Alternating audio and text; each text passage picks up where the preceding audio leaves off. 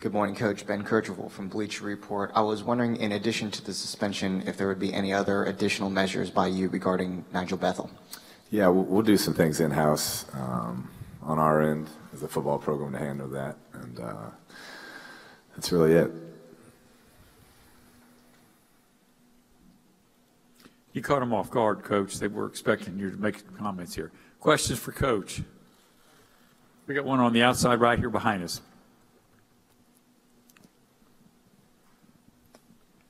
Art Delugage with the Atlanta News. Is it more comfortable going in? It looks pretty much like you've got your quarterback than it was a year ago.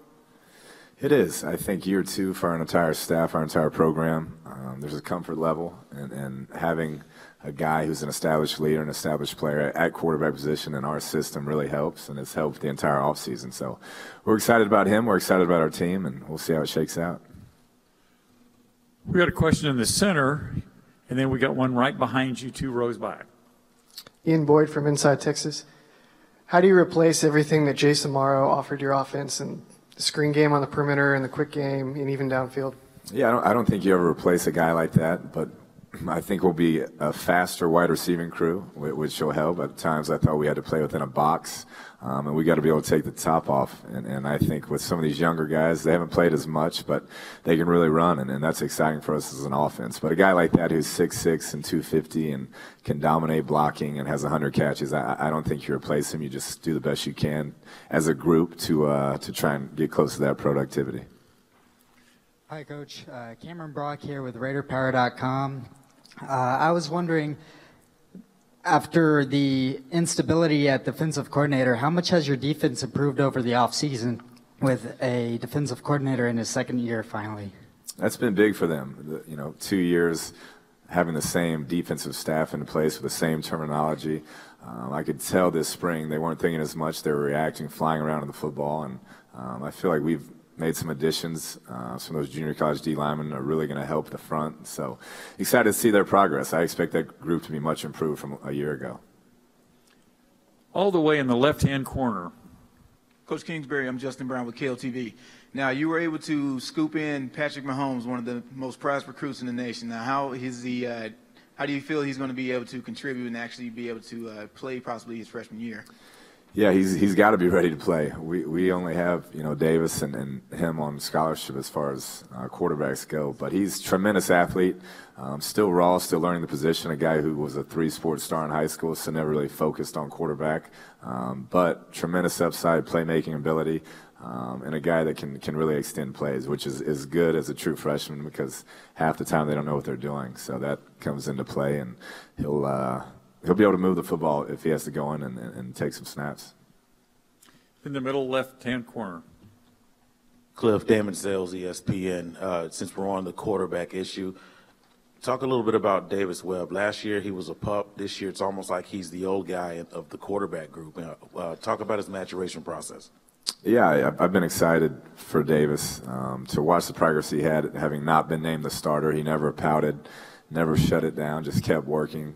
He knew he was going to get his chance again, and when he did, he made the most of it. And statistically, as a true freshman, he had a pretty amazing year. We just have to cut down on the turnovers, and that's something he really did a good job of in the spring. So I'm excited to watch him play this year. He's one of the hardest working quarterbacks I've ever been around and has earned everything he's gotten, and I'm excited to watch him take that next step and be a leader of our football team. Got a question on the aisle, left side. Hey, Kliff, Brian Davis, Austin American Statesman. Can you talk about what were some of your thoughts about your experience last year as the first-year head coach? Team goes on a big winning streak, and then the losing streak, and then up at the end. Were there things that you learned about yourself or your team that will help you going forward? Yeah, I think consistency as a program, and particularly from myself, each and every day, making sure you're bringing the same energy, same positive message, and you got to provide the stability, especially when things aren't going well. And year one, I probably didn't do a great job of that, and hopefully we learn from that and can build. But I think our team learned how to handle adversity, and if you continue to work, continue to stress the doing things the right way, then in the end you're going to have success, and we had that success in that bowl game.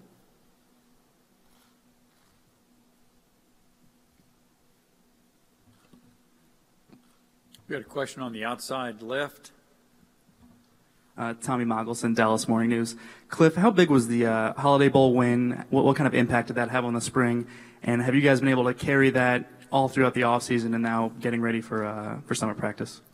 Yeah, that was huge. Like I said, it proved to our team and our players that if you keep working hard and you keep focusing on your job and your responsibility, good things will happen. And so those are the principles of our entire team. And for them to see that and see that result, that positive result, was huge. And it was particularly great for the quarterback to have the ups and downs he did and become Holiday Bowl MVP as a true freshman was huge. He had a tremendous spring, and I expect that to carry on in the next year.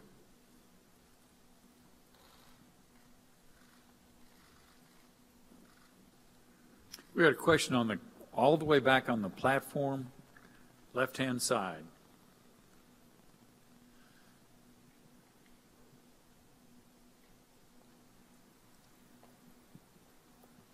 Thank you. Chase Shannon, K10 in Denison, Texas. You have a local kid of ours from Sherman, Kali Woods, a linebacker. Could you talk about him a little bit? Yeah, Kali, going into second year, I think developed well his freshman year. He redshirted and has gotten bigger, stronger, all the things you look for, and I expect him to contribute this year on the field. So he's a good kid, works hard, and we expect him to find a role this year. Got another question on the left side. Rear. Yeah, Kliff, Jason Kersey from the Oklahoman. Can you discuss what went into the decision to block Baker Mayfield's transfer? Yeah, just team policy. That's it. And, the NCAA has that in-conference policy for a reason, and that was it.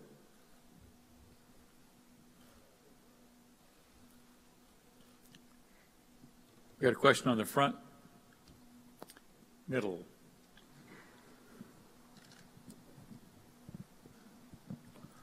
Yeah, Scott Fritchen, GoParacat.com. Kliff, 7 of 10 coaches in the Big 12 have been at their current school throughout their tenure as a FBS coach. That's the highest of any of the Power 5 conferences. And this day and age, cut neck with coaching and everything, what's that maybe say about the success, the longevity among these coaches in the Big 12? And what kind of pride do you have in that? Yeah, I think it's a league that has some very good coaches, as you can see with the results. Like you said, guys that hold on to their job like that, they're doing something right. And each and every Saturday, you better bring your A game and better be prepared, because the guy across the sideline is going to be and have his team ready to go. And that's exciting for the league and for the fans. And I think that's why you see year in and year out the amount of parity in the Big 12. Got a question on the outside left. Kirk Bowles, the Austin American-Statesman. Kliff, Kenny Williams moves from running back to linebacker. We don't see that every day. What went into all that process, and how did it start, the conversation? Yeah, Kenny asked if he could do it. He saw there was a need. He's a very selfless player, a team player, and wanted to do it. And so we were for it. He's one of our best football players on our team, and we wanted to find a way to get him on the field as much as possible. And he'll still have a role on offense, and he'll be great on special teams as he was last year, but the majority of the time he'll be on defense, and from his progress, we're really excited to watch him this year. Got a question on the aisle? Joe Bettner, FanSided. Last year, that 5-game losing streak, you had, your 5 of the toughest Big 12 teams, and this year, how do you think it sets up for you, trying to achieve a goal like a college football playoff, and what are your thoughts on your schedule? Yeah, I thought, last year, it was what it was, but in our conference, you have to play everybody every year, so it doesn't matter when you play them. You just got to gear up and be ready for it. And so we didn't do a good job of handling that, and I didn't do a good job of preparing our team each and every week to take those challenges on. And so hopefully we learn from that. And I don't think it matters when you play them. You're going to play everyone each year anyway, so you just got to be up each and every week. Got a question on the outside left. Coach Damon Sales, ESPN. Off the field, on the field, what does Nigel Bethel bring to the table for you guys, and how good of a football player is he?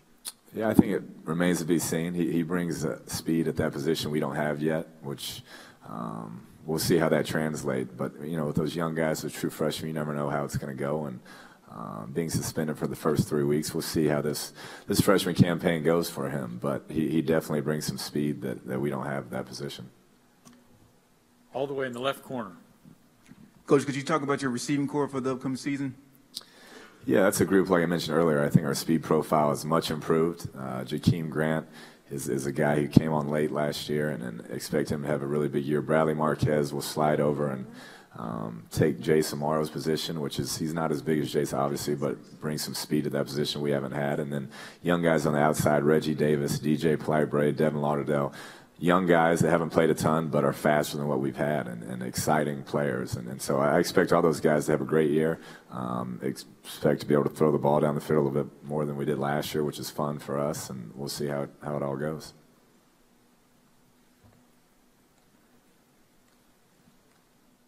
Anything else for Coach? Got a question in the rear. Coach Tim O'Donnell, KXXV, Waco, Texas. You guys have that game with Baylor, Cowboys Stadium for the next 2 years. Is there any talk of bringing that back to the home stadiums, doing a home-and-home type deal? I haven't heard. I think the game is great in that stadium for our players to get to experience that.